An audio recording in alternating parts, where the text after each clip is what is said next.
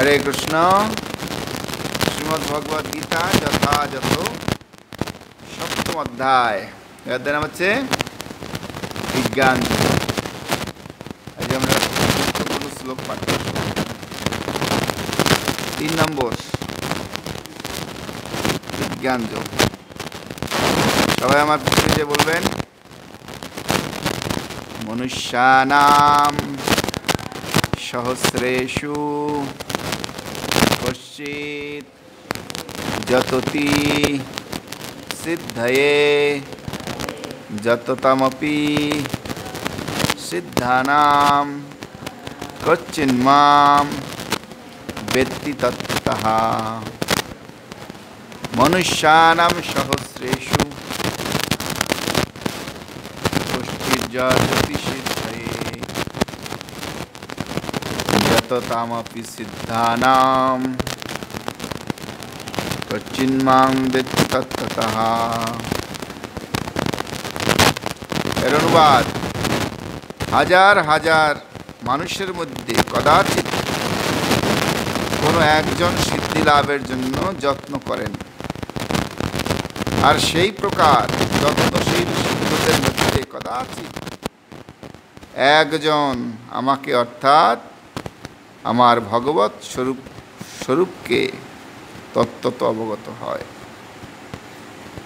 এখানে সবাই আমার পিছু পিছু বলুন, হাজার হাজার মানুষের মধ্যে কশ্চিৎ কোনো একজন সিদ্ধি লাভের জন্য যত্ন করেন, আর সেই প্রকার যত্নশীল সিদ্ধদের মধ্যে কদাচিৎ একজন আমাকে অর্থাৎ আমার ভগবৎ স্বরূপকে তত্ত্বত অবগত হয়। হাজার হাজার মানুষ আছে জগতে। কত কোটি? পৃথিবীতে কত কোটি লোক? 800 কোটি। ভারতবর্ষে কত? 140 কোটি। তারা সবাই কি ভক্তি করছে? মনুষ্যানাম সহস্রেষু, গীতায় বলেছেন ভগবান যে হাজার হাজার মানুষের মধ্যে 2-1 সিদ্ধি লাভের প্রয়াস করবেন। সিদ্ধি লাভ করবেন না, প্রয়াস করবেন। হ্যাঁ, তার মানে কোটিতে কোটি, কোটির মধ্যে 2-1 বা হাজার হাজার মধ্যে 2-1। যেমন দেখুন হৃদয়পুরে কত লোক আছে? কয়েক হাজার। তার মধ্যে কয়জন ভক্তি করতে আসছে? কয়জন মঠ মন্দিরে আসে? হ্যাঁ, কোটিতে কোটি। এরকম আবার সেই কোটিতে কোটি ব্যক্তির মধ্যেও সবাই কিন্তু সিদ্ধি লাভ করে না, প্রয়াস করে। তার মধ্যে আবার হাজার হাজারের মধ্যে 2-1 সিদ্ধি লাভ করে। হ্যাঁ, তো সেজন্য দেখবেন ক্লাস 1-এ কিন্তু প্রচুর ছাত্র ভর্তি হয়, হয় না? 1 থেকে 5-এর মধ্যে দেখবেন প্রচুর ছাত্র ভর্তি হয়, হাজার হাজার। কিন্তু 5 থেকে যখন 6-এ ওঠে অর্ধেক নাই, তাই না? আবার 10 থেকে যখন 11-এ ওঠে অর্ধেক নেই। হ্যাঁ, তারপর আবার 12 পাস করে অর্ধেক নেই। তারপর ডিগ্রি পাস করলে তারপরে 2-1 মাস্টার্স করতে যায়। আবার মাস্টার্স করে অনেক অনেক ছাত্ররা 2-1 পিএইচডি করতে যায়। তার মানে কি? হ্যাঁ, যত উপরে যাবে তো সংখ্যা তত কম হবে।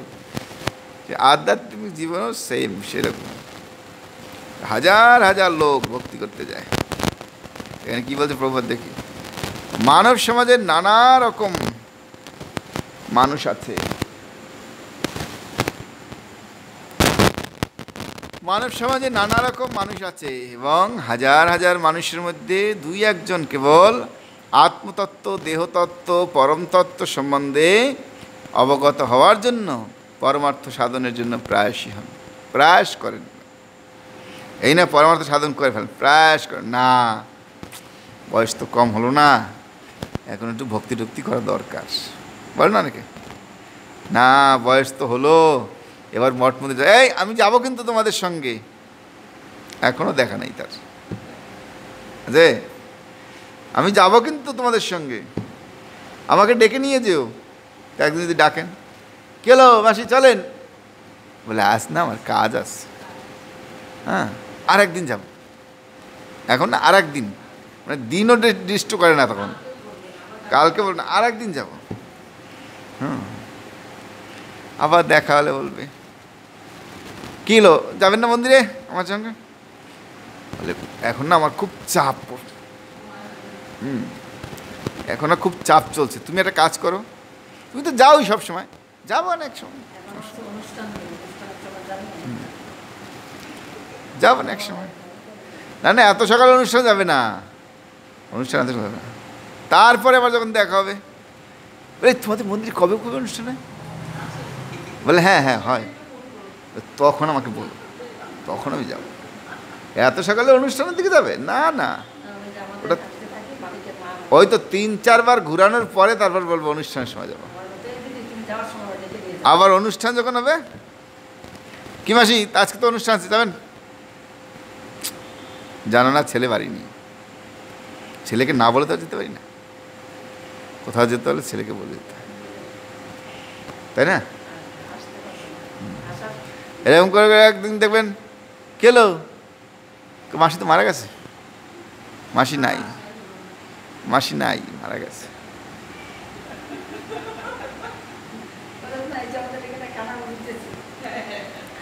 প্রয়াস করতে করতে একদিন আর সে আর জগতেই থাকবে না, কারণ ভগবান মনে করে তখন যাওয়া দরকার, নাহলে যদি গিয়ে কোনো রকম সাধুদের তারায় যদি দিয়া কখনো বসে, তাহলে তো এর আমার কর্মফল সব নিয়ে নিতে হবে, এর যে কর্মফল আছে সবগুলো তো আমাকে নিতে হবে না, এর চেয়ে তাদের বিদায় করো,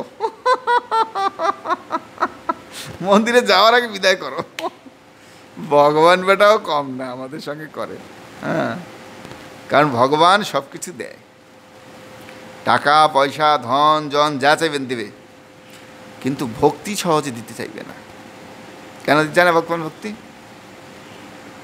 কেন দিতে চায় না, না না না ভগবান যদি কাউকে ভক্তি দেয় তাহলে ভগবান তার দাস হয়ে যায়, বুঝতে পারছেন? হ্যাঁ ভগবান গীতা কি বলেছেন, ভক্তমা ওই জানাতি, ভক্ত আমাকে জানে, আর যে ভগবানকে জানে সে কি করে, যেমন অর্জুন ভগবানের ভক্ত, তো অর্জুন কি করছে, ভগবান তুমি আমার রথের সারথিই হও, তুমি তো যুদ্ধ করবে না, আমার সঙ্গে থাকো, সারথি হও, আর ভগবান কি করছে, তার সারথি অনুযায়ী সমস্ত রথ পরিচালনা তাকে করতে হচ্ছে, সেজন্য ভগবান কি বলছেন, যদি কেউ করে আমার আশ তার করি সর্বনাশ, হ্যাঁ প্রথমে সর্বনাশ করবে, প্রথমে তো মন্দিরে আসতে দেবে না, তারপর যদি আসলো, তারপর ভক্ত দেবে না, ওই 10 জন লোক লাগিয়ে দেবে পিছে, হ্যাঁ একবার মন্দির যাবি না, মন্দির থেকে পা একেবারে ভেঙে দেবো, হ্যাঁ মন্দিরে কি আছে, মন্দির কি প্রতিদিন মন্দিরে যায়, হ্যাঁ প্রতিদিন মন্দিরে যাওয়ার কি দরকার, মন্দিরে একেবারে যাবি না,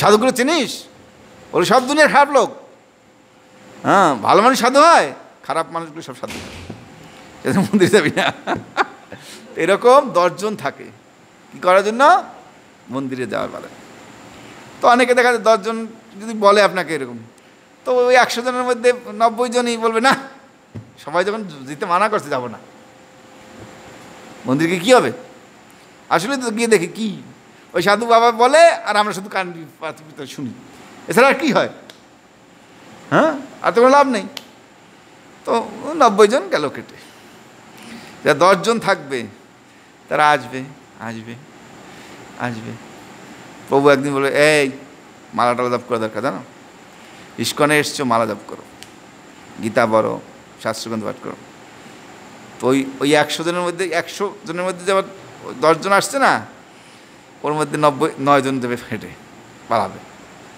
বলবে মালা জপ করতে হবে, হ্যাঁ মালাটা জপ করতে পারবো না, 80টাই ঠিক আছে। হ্যাঁ বিকালবেলা সময় কাটানোর একটা হলো, ওই সিনেমা দেখবো, ওই টিভি দেখবো বসে, এর যে কমসে কম 1-2 ঘন্টা এখানে একটু কাটিয়ে গেলাম, সেটা ঠিক আছে। মালা জপ করতে হবে, মালা জপ করবো, তাহলে ঠিক আছে আমার মন্দির যাওয়ার দরকার নেই, স্যার গেল কত 100 জনের মধ্যে 99 গেল কেটে। একজনে কি করবে, মালা জপ করবে,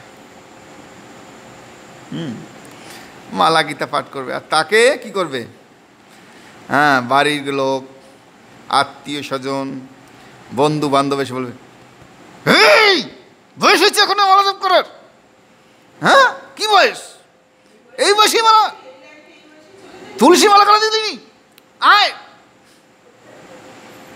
এই তো গেল, এতে অনেকে ছুটছে। আবার অনেকে কিছু হবে রাস্তাঘাটে, তুলসী মালা গলা দিয়েছেন আপনি, হ্যাঁ আবার আমাদের সঙ্গে কথা বলছেন, তুলসী মালা গলা দিয়ে এরকম করছেন, মানে তুলসী মালা গলা দিয়েছে মানে অপরাধ হয়ে গেছে আমার। আমি এখন কাউ কিছু বলতেও পারবো না, আর কিছু করতে পারবো না, আমি বোকা আর পাগল হয়ে গেছি। এ হচ্ছে অসভ্য লোকদের কাজ। এরা কি করে, এদের দোষ না, আসলে ভগবান এদেরকে পাঠিয়ে দেয় আমার পরীক্ষা নেওয়ার জন্য। হ্যাঁ তারপর যারা মোটামুটি নিয়মিত জপ করছে, মালা করছে, তারপর তো ভগবানের কোরব তো বিভিন্ন দিক দিয়ে আছে। হ্যাঁ হয় সংসারে ঝামেলা বাঁধিয়ে দিচ্ছে, নাহলে বাড়িতে ঝামেলা বাঁধিয়ে দিচ্ছে, এখানে ঝামেলা ওখানে ঝামেলা। হ্যাঁ তা আমাদের এক ভক্ত, উনি অনেক বিদেশ এসছে, অনেক টাকা পয়সা নিয়ে এসছে, হ্যাঁ ভক্তি করছে, নতুন নতুন ইস্কনের সঙ্গে যুক্ত হয়েছে, তা আমরা যা বলি তাই করছে, সুন্দর ভক্তি করছে। তো হঠাৎ ওই লোক কী করেছে, আমাদের সঙ্গে উজ্জয়িনী গেছে, তার বাড়ি ফাঁকা পাইছে না, চোরে পুরা খালি করে দিয়েছে, পুরা ঘর খালি করে দিয়েছে। তো একদম, তারপরে লোকটা আমাদের সঙ্গে যুক্তি আছে, ভগবান নিচে, ভগবানের দরকার নিয়ে নিচ্ছে। তখন আমাকে বলছে, প্রভু আজকে যে 1 কেজি নুন কিনবো, সে নুনের টাকা আমার পকেটে নেই। বলে তাহলে তো রান্না তো অনেক পদ হয়ে গেল, তো এগুলো কীভাবে করলেন? বলে আমি জানি না কীভাবে চলে আসছে, আমি নিজে জানি না কীভাবে এগুলো সব আসছে, কিন্তু আমার পকেটে 1 টাকা নেই। বলে আপনি চিন্তা করেন না, এ পরীক্ষা শেষ হলো বলে এখন খুব দিব্যি আনন্দে ফুর্তিতে ভক্তি করছে, প্রচার করছে, অনেক টাকার মালিক হয়ে গেছে। ভগবানের পরীক্ষা থাকে, সে যে বলছে যে করে আমার আশ তার করি সর্বনাশ, তারপরও যদি না ছাড়ে পাশ তার হই আমি দাসের দাস।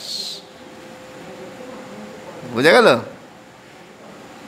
তারপরে যদি কেউ ভগবানকে না ছাড়ে তখন ভগবান তার দাস হয়ে যায়। এইটা হচ্ছে ভগবানের পরীক্ষা। হ্যাঁ, সেজন্য ভক্তির থেকে দূরে সরে যাওয়া যাবে, ভক্তির সঙ্গে পূর্ণরূপে যুক্ত থাকতে হবে। যখন ভগবান দেখবে না এরে অনেক চেষ্টা করছি তারাইতে আমার কাছ থেকে, কিন্তু পারলাম না, আমি ব্যর্থ হয়ে গেলাম, ঠিক আছে থাক আমার সঙ্গেই। বুঝা গেল? কারো টাকা নেবে, কারো ধন নেবে, কারো ঘর বাড়ি নিয়ে নেবে, কারো ছেলে মেয়েও নিয়ে নেয়।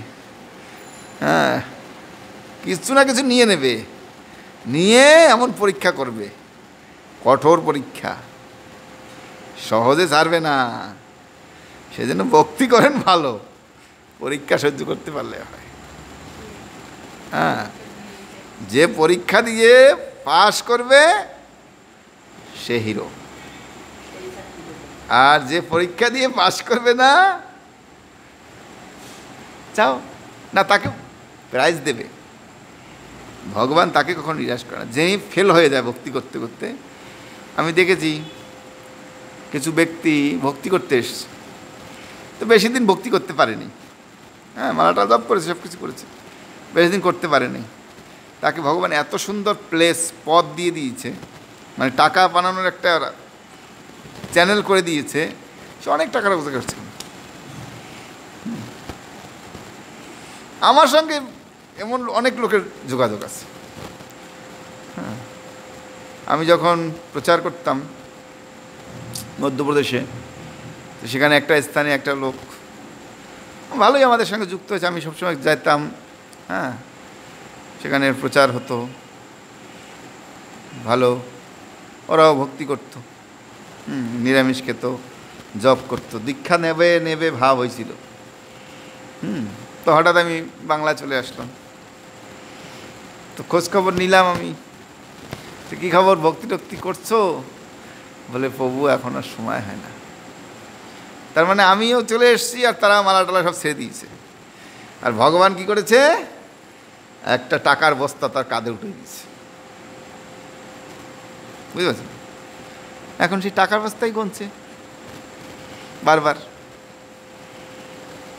এমন জিনিস ধরিয়ে দিয়েছে, সে আর ভক্তি করার তার আর মানসিকতা, বুঝতে পারেন? তাকে তার পুরস্কৃত করলো না, কিছুদিন ভক্তি করেছে সেজন্য তাকে পুরস্কৃত করেছে। ভগবান গীতা বলেছে না, কীর্তা কর্ম পুণ্যালোকা মিশ্রিতা বসিতা সমা সুচিতাং শ্রীমতাং গৃহে যোগ বৈষ্ণব যায়, যে আমার জন্য স্বল্পমপি ধর্মসূত্রায়তে মহদ্ভয়। হ্যাঁ, যে কেউ যদি অল্প কিছু ভক্তি করে তাকে আমি মহাভয় থেকে রক্ষা করি। হ্যাঁ, এবং ভালো উপঢৌকন দিয়ে দেই, যাতে আর চিন্তা করিস না, ভক্ত করছিস কিছুদিন, সেদিন লস নাই। ভক্তি করলে কখনো লস নেই, ভক্তি করলে লাভই লাভ, বুঝতে পারছেন? সেটা বলছে এখানে ভগবান, সাধারণ অবস্থায় মানুষ পশুর মতো জীবনযাপন করে, অর্থাৎ তার একমাত্র চিন্তা হচ্ছে আহার, নিদ্রা, ভয় এবং মুক্তি। হ্যাঁ, কদাচিৎ কেউ দিব্যজ্ঞান লাভের জন্য আগ্রহী হয়। গীতার প্রথম 6 অধ্যায়ের প্রয়োজনীয়তা কেবল সেই সকলের জন্য যারা আত্মজ্ঞান তথা পরমাত্মা জ্ঞান লাভের জন্য জ্ঞানযোগ, ধ্যানযোগ, বিবেক, বুদ্ধি আদি আত্মানুশীলন, অনুভূতির মার্গ অনুগমন করেন। কিন্তু কৃষ্ণ ভবনাময় ভক্তরা কেবল কৃষ্ণকে জানতে পারেন, অন্য আধ্যাত্মবাদী নির্বিশেষ ব্রহ্মজ্ঞান লাভ করতে পারেন, কারণ তা শ্রীকৃষ্ণকে উপলব্ধির চেয়ে সহজ এবং অন্যান্য ভৌতিক সহজ। দেখবেন ইস্কনকে বোঝা খুব কঠিন, মানে কৃষ্ণ ভক্তদের।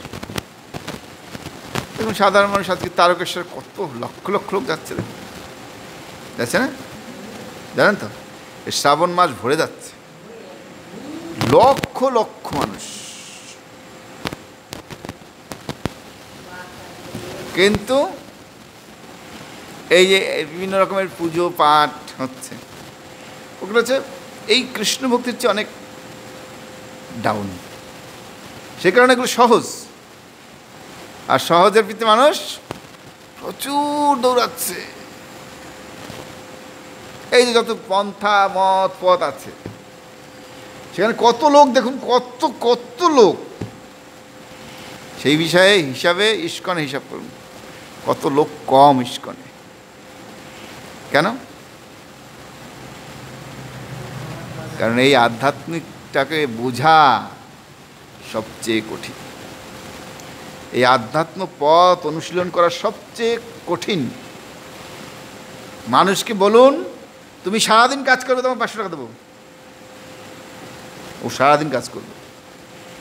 কিন্তু মানুষকে বলুন তোমাকে 500 টাকা দেবো, তুমি এখানে বসে জব করো সারাদিন, ও পালিয়ে চলে যাবে।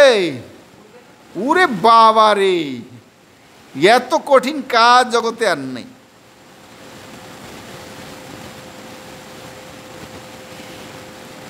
কারণ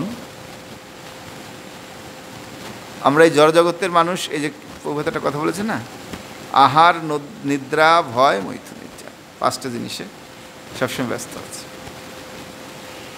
তো এইটাকে ত্যাগ করে ঊর্ধ্বমুখী হওয়া খুব কঠিন। যেমন 20 তলা বিল্ডিং যদি আপনি পায়ে হেঁটে ওঠেন, পারবেন? 3-4 তলা ঠিক ভালো মন্দ যাবে, 5 তলায় উঠলে, তারপর 6 তলা উঠতে গেলে একটু জিরাই নেই, হ্যাঁ, তারপর আবার 10 পা উঠবে, একটু দাঁড়াই, ওহ ওহ। 7 তলায় উঠলে আর কি, ভাই বসে গেলাম, আমি আর পারবো না রে ভাই, ও 20 তলা আমার দ্বারা সম্ভব না। এইটা হচ্ছে আধ্যাত্মিক। যে ফিলোসফি সহজ, সেগুলোর পিছিয়ে সবাই দৌড়াচ্ছে। দেখুন আমাদের আশেপাশে অনেক ধর্ম আছে, সে ধর্মের ফিলোসফি, খাও দাও ভালো করে মস্তি করো, তাদের ধর্মই হচ্ছে জীব হত্যা খাওয়া, তাদের ধর্মটাই ওই 4 জন শাদী করবে, আর কি মজা, आनंद में खाओ और मस्ती में रहो, हरि बोल। সেখানে অনেক দলে দলে লোক, কোনো নিয়ম কানুন নাই তো সেখানে। ওই নিয়মটা হচ্ছে আনন্দে খাও আর মস্তি মে রহো, বুঝতে পারছেন? সেটা দলে দলে ভিড়। আর যদি বলে আমিষ আহার করো না, কি মাছ খেতে পারবো না, ওরে বাবা, এটা আবার ধর্ম হলো নাকি? হ্যাঁ, কোন শাস্ত্রে আছেন মাছ খাওয়া যাবে না? কোথায় লেখা আছে মাছ খাওয়া যাবে না? আমরা ওইসব ধর্ম মানি না, আমরা খাবো, বেশি করে খাবো। যদি বলে নেশা করা যাবে, বলে চা কফিও খাওয়া যাবে, চা খাওয়া যাবে না, এটা কোনো ধর্ম হলো নাকি? চা খাওয়া যাবে না? হ্যাঁ, এটা কিরকম ধর্ম? চা খাওয়া যাবে না? হ্যাঁ হ্যাঁ, কোথায় লেখা আছে দেখাও, চা কোথায় লেখা আছে? ওটা তো ভেজ, হ্যাঁ, পাতা দিয়ে হচ্ছে, তা চা খাওয়া যাবে না? হ্যাঁ, গেল চা নেশা। হ্যাঁ, তাস পাশা, আরে লটারি কেনা যাবে না? আরে লটারি যদি কেনা না যায়, হ্যাঁ, লটারি যদি কেনা না যায় তো কী হবে আমাদের? হ্যাঁ, আমরা ধনী হবো কীভাবে? এই না, ওই ধর্ম করা যাবে না, ওই ধর্ম আমাদের দরকার নাই, আমরা যেই ধর্মে আছি সেই ধর্ম ভালো আমাদের। হ্যাঁ, সকালে উঠবো, কোনো রকম দাঁতটা ব্রাশ করে স্নান করতে পারলে করবো না, লুঙ্গিটা চেঞ্জ করে চলো দোকানে, হ্যাঁ, এসে স্নান করবো, বউ খেতে দেবে, ভালো করে খাবো, বিশ্রাম করবো, আবার যাবো দোকানে। দোকান করেছে, একটু হাত মুখ ধুয়ে ভালো মতো খাবো, খেয়ে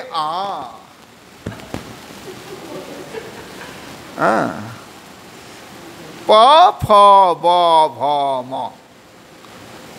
শাস্ত্র হচ্ছে প বর্গ। আমাদের জীবনটা হচ্ছে প বর্গের মতো। প মানে হচ্ছে পরিশ্রম, একেবারে সকাল থেকে রাত অবধি একেবারে খাটা গাধার মতো পরিশ্রম করি। হ্যাঁ, আর সকাল থেকে বিকাল অবধি পরিশ্রম, তার কী করে? মুখ দিয়ে ফেনা ধরে, ও ফেনা ধরছে রে, এত পরিশ্রম হচ্ছে, আমার জীবনটা আর ভালো লাগে না।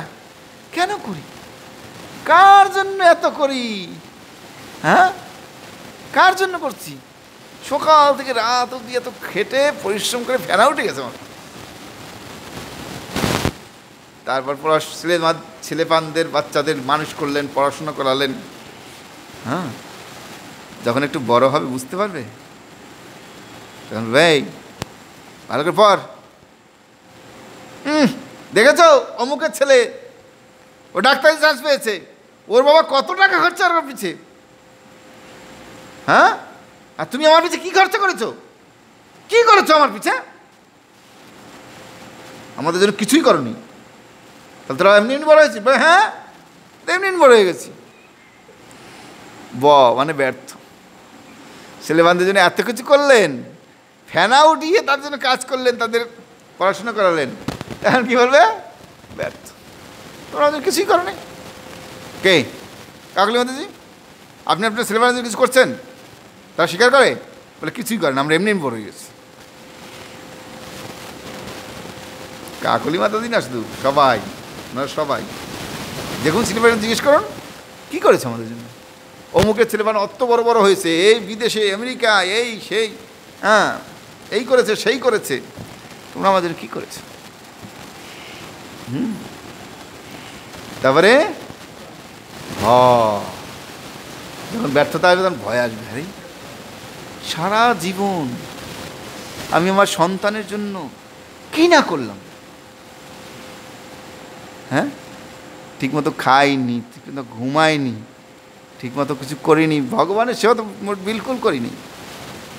ও তো বলছি যা এখন না পরে, হ্যাঁ, কিন্তু এখন সে বলছে আমি তার জন্য নাকি কিছুই করিনি। তাহলে আমার কি হবে? আমার না রইল একুল, না রইল অকুল, একুল উকুল দুকুল গেল। আর যখন এরকম চিন্তা হবে, একদিন ভালো করে একটা স্ট্রোক হয়ে যাবে, পরের দিন হাসপাতালে, তারপরের দিন নাই, মৃত্যু। কে? এরকম তো হয় না জীবনটা? হ্যাঁ, এরকম হয় না? এরকমই হয়। সেই জন্য ভগবত ভক্তিতে অংশগ্রহণ করতে হবে। পৃথিবীতে যা হয়ে যাক, পৃথিবীতে যা হোক, আমি আমার ভগবানের বাইরে যাব না। এই মনুষ্য জন্মটা পেয়েছি, এটাকে কাজে লাগাবো। তাতে যদি কেউ আমাকে ভালোবাসে, বাসুক, বাসে নাই, আছে বলে আমাদের দ্বারা হবে না এগুলো। করেন বাবু, আপনি করেন, আপনি করেন, আমরা দেখি। করতে হবে, নাহলে একবার যদি এই মনুষ্য জন্মটা হারিয়ে ফেলি, এত মূল্যবান মনুষ্য জন্ম, একবার যদি এইটা হারিয়ে ফেলি, তাহলে সামনে যদি মনুষ্য জন্ম না পাই, তাহলে কী অবস্থা হবে? সামনের জন্মে যদি মনুষ্য জন্ম না পাই, তাহলে কী অবস্থা হবে ভক্তি না করে? হ্যাঁ,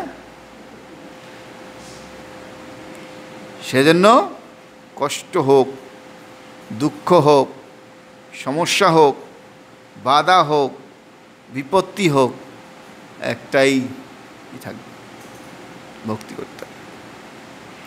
এছাড়া মুক্তির কোনো পথ নেই।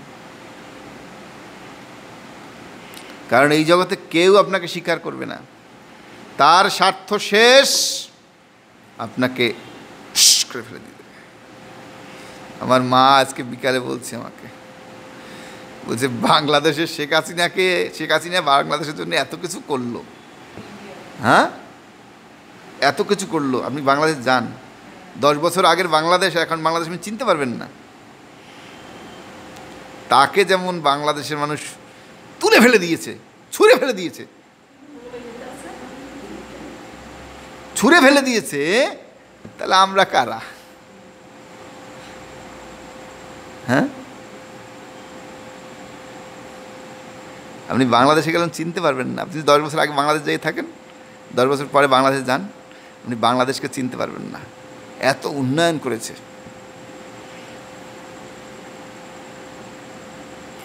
হ্যাঁ, তোমার টাকা দিয়েই তোমাকে করে দিয়েছে, কিন্তু তার আগেও তো অনেকে ছিল উন্নয়ন করার লোক, তারা তো শুধু পকেট ভরেছে। তাহলে কি হল? ব্যর্থ নয়? তিনি এখন ব্যর্থ হয়ে কান্না করছেন না? যেখানে আছেন শুধু কান্নাই করছেন যে আমি এত কিছু করলাম, আমার দেশের জন্য, আমার জনতার জন্য, হ্যাঁ, তারা আমাকে একটু বুঝল না, আর উল্টো অপমান করছে, কত রকমের অপমান। সে বিচ্ছিরি বিচ্ছিরি অপমান। হ্যাঁ হ্যাঁ, তোরা তাকে রাখবি না, সম্মানের সঙ্গে বিদায় দিয়ে দে, যে মা তোমাকে আমরা রাখবো না, তুমি বিদায় হও। হ্যাঁ, তোমার অবদান আমরা ভুলবো না, ঠিক আছে, তুমি এখন বিদায় হও। তিনি খুশি মুখে যেতেন। কিন্তু যেই মা এত কিছু করেছেন, সন্তান যতই বড় হোক, যতই শিক্ষিত হোক, যতই মার্জিত হোক, সে যদি তার পিতামাতার সম্মান না করে, তার পতন অবশ্যম্ভাবী। সেই ছেলের অস্তিত্ব কোনোদিন আমি খুঁজে পাবেন না। হয়তোবা আজকে মনে করছে এই ছেলে, আমি বড় হয়ে গেছি, আমি এখন সব পারি, আমি সব করে দেখাবো, কিন্তু কপালটা তো আর ত্যাগ করতে পারবে না তুমি। হ্যাঁ, তুমি যা অন্যায় করেছো, তোমার কপালের সঙ্গে সব কিছু লিখে গেছে, সেই ভোগ তোমাকে একদিন না একদিন ভোগতেই হবে। সে ভগবান তোমাকে কখনোই ছাড়বে না। পিতামাতাকে অপমান করা, সে কত কষ্ট করে আমাদেরকে মানুষ করেছেন। হ্যাঁ, একবেলা খেয়ে না খেয়ে, তাই না? পিতামাতা কি করে? একবেলা খেয়ে না খেয়ে আমাদের মানুষ করে। হ্যাঁ, সে খায় না, ভালো একটা কাপড় পরে না, পুরনো পুরনো কাপড়, চিরা কাপড় পরে থাকে। তো সন্তানের জন্য, আমার সন্তান স্কুলে যাবে, আমার সন্তান ভালো জায়গায় পড়ছে, হ্যাঁ, ওকে মানুষ করতে হবে, না না ওকে এটা দাও, ওকে ভালো জিনিসটা দাও, ও পড়াশোনা করছে, অনেক কিছু। মা কী করতো? দুধ এনে দিত, এই না দুধ খা, বলে তুমি খাবে না? বলে না, আমি খেয়েছি, আমার লাগবে না দুধ, তোরা পড়াশোনা করছিস, তোদের লাগবে। আর যখন মাকে বলবো আমরা, তুমি আমাদের জন্য কী করেছো, কিছুই করনি, তখন সেই মার মনটা কোথায় থাকে? সেই মা কোথায় থাকে? ওই যে ঝরছে আঁকি, ছলো ছলো নয়নে হাসি মাখা বদনে। হ্যাঁ, এই মার ব্যর্থতা কোথায় থাকে? আমরা যারা এখনো পাইনি সে ব্যর্থতা, কারণ ছেলেমেয়ে বড় ছোট আছে, এখনো বড় হয়নি। তো যার বড় হয়েছে সে বুঝতে পারছে, আর যার বড় হয়নি সে এখনো বুঝতে পারছে না। ও কি বলছে, আমার ছেলে আমার মেয়ে আমাকে ছাড়া কিছু জানে না। হ্যাঁ, শুধু 2 দিন অপেক্ষা করুন, সময়, আপনি সেই সময়ের কাছে লাঞ্ছিত হতে বাধ্য আপনি, শুধু সময়। সেই জন্য আমরা বলি আধ্যাত্মিকতায় থাকুন, ভগবত ভক্তিতে থাকুন, তাহলে কি হবে? ও আমার কে, ও আমার কে, ও এই জন্মে আমার সঙ্গে ওর সম্পর্ক, এর আগের জন্ম ওর সঙ্গে আমার সঙ্গে সম্পর্ক ছিল না। এই জন্মে এসছি, এক অতিথি, এক নাট্যমঞ্চে নাটক করছি, ওর মতো চলে গেছে, আমি আমার মতো। ওর সাথে আমার কী সম্পর্ক? আমি যদি রক্তের সম্পর্ক ধরে রাখি, তাহলে পৃথিবীতে অনেকেই আমার রক্তের সম্পর্ক, তারা তো আমাকে দেখে না, তাদের সঙ্গে তো আমার সদ্ভাব নেই। তখন আর ওই ছেলের প্রতি মোহ আর আমার থাকবে না, ওই সন্তানের প্রতি আর মোহ থাকবে না। হ্যাঁ, ও করতেই পারে, আমিও তো আমার পিতামাতার সঙ্গে এরকমই করেছি, করি নাই? হ্যাঁ, এরকমই করেছি। আপনার পিতামাতা যখন আপনাকে জিজ্ঞেস করেছে, তখন আপনি বলছেন তুমি আমাদের কী করেছো, শেষ, এক কথায় উত্তর শেষ, আর কোনো কথা নেই। তো সেজন্য সবাই এই কষ্ট, এই দুঃখ পাওয়ার জন্য প্রস্তুত থাকুন। হ্যাঁ, মনে রাখবেন যে আমার জন্য আমাকে বলবে না, এরকম হবে না, হবে সবার সঙ্গে হবে। যখন আধ্যাত্মিকতায় যুক্ত থাকবো, আমি শরীর নই, আমি আত্মা। এরকম কত জনম আমি আমার সন্তান উৎপাদন করেছি, কত জনম আমি সন্তানকে ছেড়ে এসেছি। হ্যাঁ, এই যে কুকুর বেড়ালের বাচ্চারা বড় হয়ে যায় যখন, কোথায় চলে যায়, তার সঙ্গে তো সম্পর্ক থাকে পিতামাতার, থাকে না। সেরকম আমি কত জনম এরকম পিতামাতা হয়েছি, কত জনম আমার সম্পর্ক চলে গেছে, এই নিয়ে চিন্তা করে লাভ। সেজন্য আধ্যাত্মিক হও। আধ্যাত্মিক হলে এই জগতের কষ্ট গায়ে লাগবে না। আর যদি আধ্যাত্মিক না হও তাহলে কি, তাহলে ওগুলোই আমারই থাকবে। আহার নিদ্রা ভয় মৈথুনাঞ্চ। বুঝে গেল? সেজন্য আধ্যাত্মিক হতে হবে, ভক্ত হতে হবে, এই গীতার জ্ঞান লাভ করতে হবে, তাহলে এই কষ্ট আমাদের আর থাকবে না। যেমন অর্জুন প্রথমে কি করেছিল, না উনি আমার গুরু, উনি আমার দাদু, উনি আমার শিক্ষাগুরু, এরা আমার ভাই, এদেরকে আমি মারবো না, এদেরকে আমি মারবো না, আমি মারতে পারবো না, আমি ভিক্ষা করে খাবো, আমি জঙ্গলের দিকে থাকবো, তাও ভালো। কিন্তু ভগবান যখন তাকে গীতার জ্ঞান দিলেন, তিনি কি করলেন, কি করলেন? হ্যাঁ, তীর্ধনুক নিয়ে দাঁড়িয়ে গেলেন, না তুমি যা বলবে তাই করবো আমি। বোঝা গেল? কারণ তখন সে বুঝতে পারছে, আত্মতত্ত্ব জ্ঞান হয়ে গেছে। ভগবান আমি সবাইকে মেরে ফেলেছি, তুমি দেখো না এই যে তোমার দাদু টাদু সব মরে গেছে, তুমি শুধু খালি ধনুকটা ধরবে, ট্যান করে ছাড়বে, তোমার এই কাজ। হ্যাঁ, তোমার এই কাজ, তোমার আর কোনো কাজ নেই। আর তুমি যদি বলো আমি ধরুক দেবো না, আমি অন্য কোনো কিছুভাবে মারবো ওদেরকে, আমার কাজই হচ্ছে শত্রু হত্যা করা, অধার্মিকটা আমি হত্যা করবোই, আমার কাজ। হয় তুমি না করবে, একজন দিয়ে করাবো। হ্যাঁ, আর তুমি যদি আমার শরণাগত হও, তুমি যদি আমার কথা শোনো, ঠিক আছে, তুমি আমার ভক্ত। আর তুমি যদি কথা না শোনো, আমার শরণাগত না হও, বেরো, ভাগো এখান থেকে, আমার অনেক লোক আছে, একজনকে ডাকলেই এসে বসবে তোমার এতে। হ্যাঁ, সেদিন বুঝতে হবে এই পৃথিবীতে আমরা কেউ কারো নই। হ্যাঁ, একজন আমার আছে সবসময়, জন্মে জন্মে। 500 বছর আগেও মানুষ কৃষ্ণের ভজন করতো না, আবার 500 বছর পরেও কৃষ্ণের ভজনা করবে। তা কি, একজন সবসময় আছেন, সে হচ্ছে কৃষ্ণ ভগবান, যার ভজনা আমরা জন্মে জন্মে করব। হ্যাঁ, যার ভজনা আমরা জন্মে জন্মে করব। আর এই জগতের যত সম্পর্ক, ওটা হচ্ছে ক্ষণস্থায়ী, অল্প সময়ের জন্য, আজকে আছে কালকে নেই। সেজন্য এই সম্পর্কের কথা চিন্তা না করে আধ্যাত্মের প্রতি মনোযোগ, ভক্তি করো, তাহলে তুমি ভগবানকে লাভ করতে পারবে এবং এই মায়া থেকে মুক্ত হয়ে ভগবানের নিত্য শাশ্বত ধামে চলে যেতে পারবে। বোঝা গেল আমার কথা? সবাই বলেন হরে কৃষ্ণ হরে কৃষ্ণ কৃষ্ণ কৃষ্ণ হরে হরে, হরে রাম রাম রাম হরে হরে। শিল প্রভুপাদ কি।